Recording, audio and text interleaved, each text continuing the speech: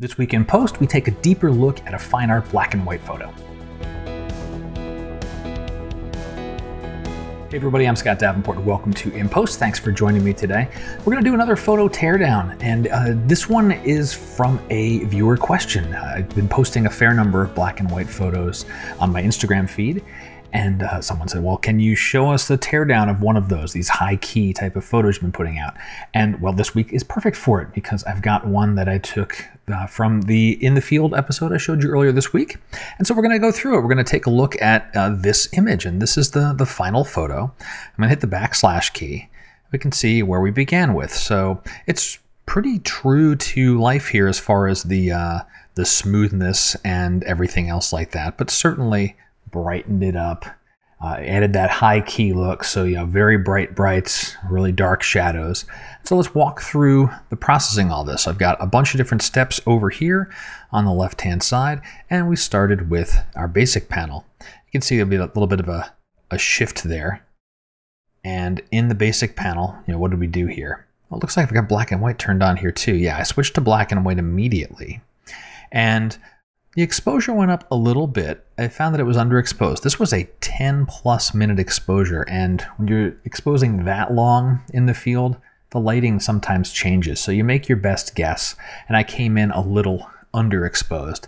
So adjusted that, added a healthy amount of contrast, brought the shadows up quite a lot for the foreground, and then reined in the highlights. Notice I didn't do anything with clarity. I don't want to add clarity globally at this stage. I want everything in the background and the water to be soft. It's one of the reasons I did the long exposure. I want to make sure I maintain that nice soft smoothness.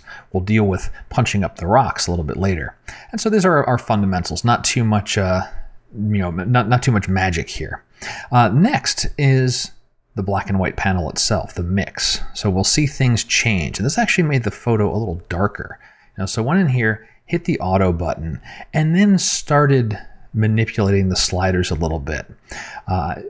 Overall, if I hit the backslash key again, see this is predominantly a blue tone scene. Even in these rocks, which in reality have an orange, yellowish color to them, as far as the tones that are coming in through the camera, it has a very blue cast. So most of the work here was with the blue channels and just raising those up a little bit to get some of that darkness removed. Again, I'll go back. Basic is brighter, and then the auto mix really kind of, almost made it feel kind of filmy. It's like, all right, well, it's okay. I did get better separation, and particularly looking at the sky, I like what happened there. But there's more work to be done. Moving on is a tone curve. And this is really where I think the main part of the high key look comes in, is using the tone curve. And this is a pretty typical looking tone curve for the black and white work I've been doing. Really arcing pretty steep in the midtones. And depending on the image, I'll grab either highlights or shadows and make sure those get pinned down so they don't become too open. But really, that is a major change before and after, and that really makes the scene feel airier, and for these long exposures, softer, smoother. I've really become enamored with this particular look. We'll move on to the sky and the rocks, and so we're going to see a shift in what's going on in the sky and what's going on in the rocks. And so this really changes the dynamic of the scene. I'll go before with the tone curve, and then after. So what's happening? Sky's getting darker, getting a little more contrast. We're seeing some of these streaks in here. That was accomplished with gradients. So if I just hover over this one, you can see that's just a straight gradient. And we're doing things, boosting up contrast, deepening the shadows so this dark band of clouds becomes darker, more prominent. Even added a bit of clarity here. That was something I wasn't sure I was going to do. Added a touch of it just to get a hint of those streaks of the clouds moving along. And then for the foreground, it's almost kind of the reverse, really just adding in the clarity for the rocks. And you can notice that I used a luminance range mask to minimize the effect on the water areas. Let's see, down the midground. This is another area where you're going to see that midground gets changed, opened up this area of the water. Let me turn off those gradients there. And so this area becomes brighter. I want to get more separation between the dark rocks and the bright water. I want to keep that dark band there. So this has layers, right? Foreground, midground, background, maintaining that, keeping that all going on. Did the same thing with the foreground water. We'll see over on the left-hand side here, catch up. This is brightening up. How are these two adjustments being done? Similar to the gradients, but I used a radial mask. And so we can see this one here. And if I hover over it, we'll see that it's selecting majority of that water. There is a range mask in effect to make sure I don't brighten up any shadows. Because that's what we're doing. We're brightening, adding a little contrast and boosting highlights. And the same thing for this one over here. This one required a little more manual masking. Started with the range mask. I needed to go grab that erase brush and make sure I wasn't touching any of these little rocks that are in here. We have a burn on the sky, so it burns a little bit of a darkening. And so that's just up in this very upper edge. Again, that would be another gradient. And so we'll see a new pin that was added. Real straightforward, nothing fancy, but just added contrast. And that contrast had the effect of darkening that sky. So before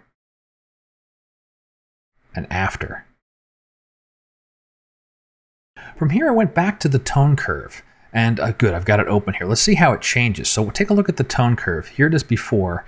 Now I'm going to revisit it, and we'll see the tone curve. Not much of a change. It must have been really darn subtle. Or there's an issue with how Lightroom does snapshots, and it's not showing us the difference. But you can certainly see the difference in the photo. So this is where we were after burning the sky. And this is after. Oh, okay, I can see the shift here, before and after. Notice I popped that curve up just a little bit higher in the midtones, and that was to bring out more of that brightness areas in the sky, give the sky a little more drama, and it had the nice side effect of brightening up some of the water areas as well. And the very last thing I did is I realized after I'd done all this, I'd forgotten to actually straighten the photo and do the cropping, so I finally took care of that. You'll see a little slight rotation. That was just to tighten it up. So that's the teardown of this photo, and I think really the key element in making this type of look is that tone curve, grabbing those midtones and raising them up. And you may need to visit it a few times, experiment with it a little bit. Just make sure you keep your highlights and your shadows in check, because if you pull it up too high, it becomes very blown out. It's a really nice finishing look for it, and sometimes that's all I need to do is just raise up that tone curve and maybe make it to a little bit of an S curve. Like if you can imagine, if this tones were more shifted to the right, I might bring this up here and I might actually deepen the shadow, so it's like a shifted S curve. That really gives a nice look for your black and white photos. And that's going to do it for this week's In Post. I hope you've enjoyed it. And if you did, let me know somehow. If you got questions about photography, please ask. That's where this video came from. Someone asked a question and, well, bam, look, a video shows up. Well, I hope I hear from you. And until next time, my name's Scott Davenport, and happy shooting.